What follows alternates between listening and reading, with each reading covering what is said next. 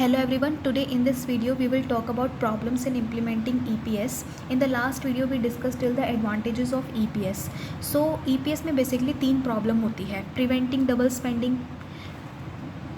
Spending का simply मतलब होता है कि जब जो बायर और सेलर के बीच में जो ट्रांजैक्शन हुई है अगर वो बीच में कट ऑफ हो जाती है, मतलब बायर की तरफ से तो पैसा चला गया लेकिन वो पैसा सेलर तक पहुंचा ही नहीं, तो उस केस के अंदर बायर को दोबारा पेमेंट करनी पड़ जाती है.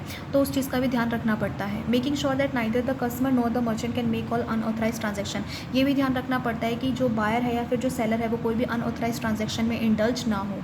थर्ड है कस्टमर फ्रॉड. बहुत सारे कस्टमर फ्रॉड होते हैं जो बहुत सारे फ्रॉडुलेंट्स हैं या क्रिमिनल्स हैं, वो कस्टमर की इन्फॉर्मेशन लीक कर लेते हैं या फिर चुरा लेते हैं और उसको फिर फ्रॉडुलेंट परचेजेस में यूज़ करते हैं, जैसे ड्रग्स, और कस्टमर को पता ही नहीं होता कि उसका जो अकाउंट है वो अनऑथराइज चीज़ों के लिए यूज़ किया जा रहा है. तो उस चीज़ों का भी ख्याल रखना पड़ता है, राइट. उसके बाद risk associated with EPS operational risk. जैसा कि मैंने आपको बताया कि जब पावर कट ऑफ हो जाती है, ट्रांजैक्शन बीच में रुक जाती है, तो दोनों पार्टीज़ ही रिस्क में आ जाती हैं. So it arises due to the significant deficiency in system reliability और इंटीग्रिटी, या फिर सिस्टम ही ढंग से काम नहीं कर रहा है. It also arises from customer misuse. कई बार कस्टमर ही गलत यूज़ कर लेते हैं. फॉर एग्जाम्पल वो ऐसे कहते हैं कि हमने पेमेंट की है, बल्कि उनको पेमेंट की ही नहीं होती, या फिर कई बार जो बारकोड होते हैं वो उसको स्कैन करने की कोशिश करते हैं, तो इस हिसाब से वो खुद का ही नुकसान कर लेते हैं, क्योंकि कई बार ऐसा होता है कि पेमेंट कट ही जाती है बारकोड स्कैन करने से बार बार. It arises from inadequately design system of electronic banking. Inadequate मतलब होता है कि इनसफिशिएंट, मतलब पूरा ढंग से नहीं बना है. इस वजह से बहुत सारे जो ऑपरेशंस होते हैं उसमें लैग आता है, राइट. उसके बाद आता है क्रेडिट रिस्क. क्रेडिट रिस्क का सिंपल मतलब ये होता है कि अगर एक पार्टी जो है अनेबल हो गई पेमेंट करने में तो फिर क्या, राइट. क्योंकि अब तो ऑनलाइन है, अब कहीं किसी के पास जाना तो पड़ता नहीं है.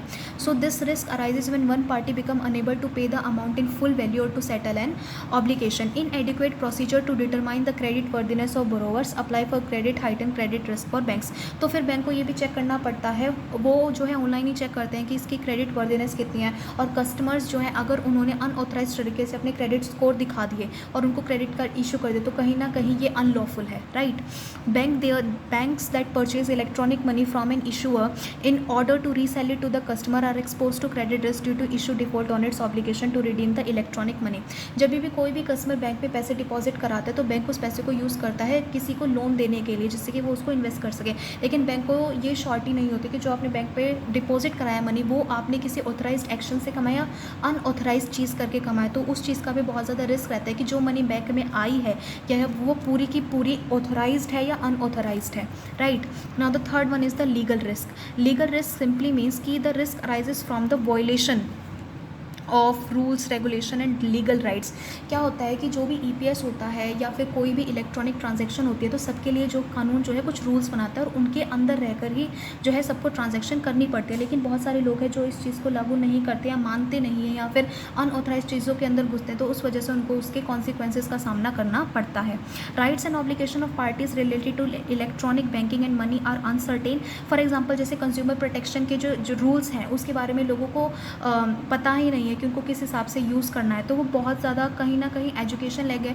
तो उस हिसाब से जो कस्टमर है उनको अवेयर रहना चाहिए कि उनके राइट्स क्या क्या है और वो कहाँ कहाँ जो है अपने इंटरेस्ट को प्रोटेक्ट कर सकते हैं. So in the next video we will discuss about the management of the risk which will be the last topic of lesson 1 of unit 2.